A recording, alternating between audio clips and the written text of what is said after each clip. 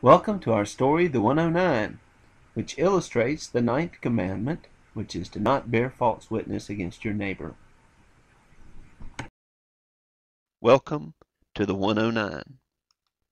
Well, look what's here, Miss June did cheer, as she gathered up her mail. It's a catalog called Outdoor Hair, with lots of things on sale.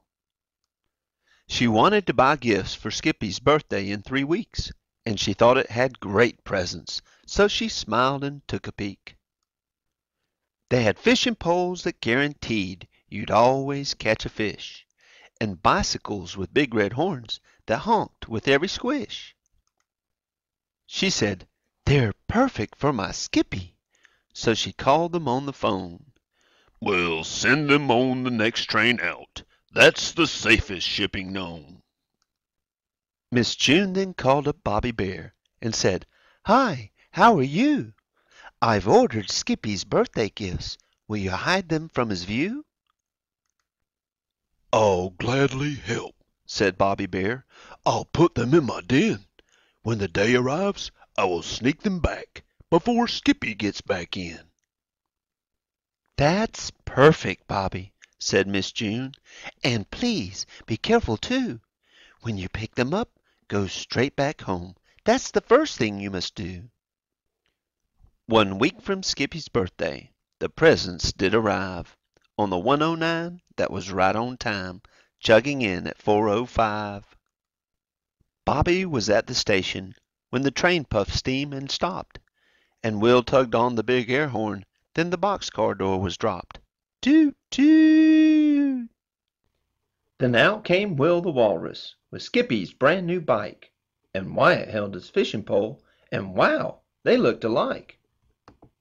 Bobby said, "Do I say double?" They said, "Why, yes, we're twins. I'm Will and he is Wyatt. We're brothers and we're friends."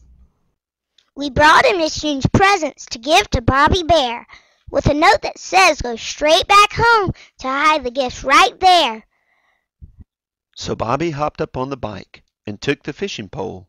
He said, "Thanks, guys," and rode off slow for safety and control.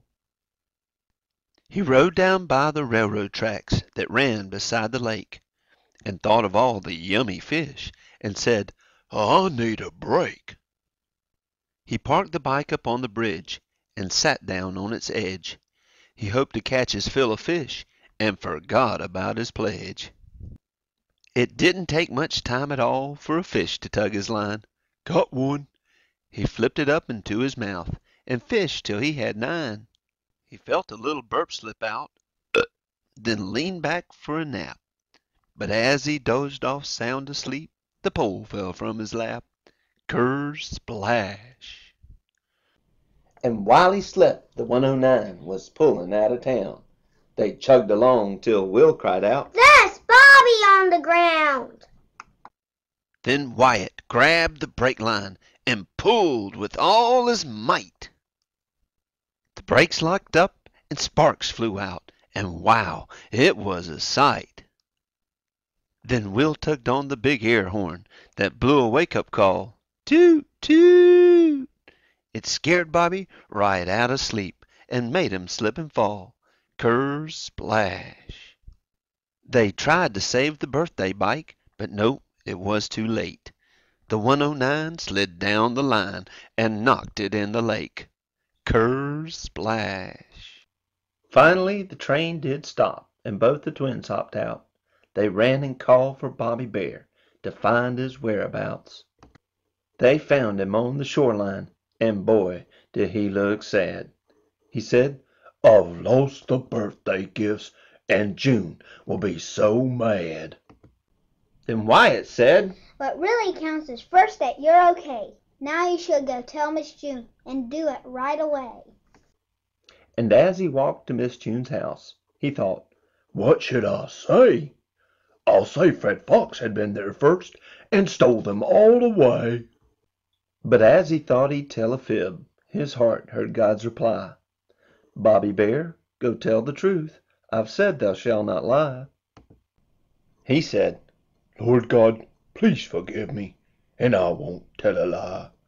I'll see if I can pay June back, then wait for her reply."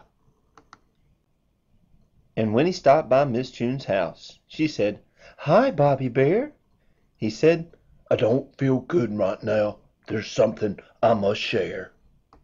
He told her how he'd gone astray, and how the gifts were lost, and said he was so sorry, and he'd like to pay their cost.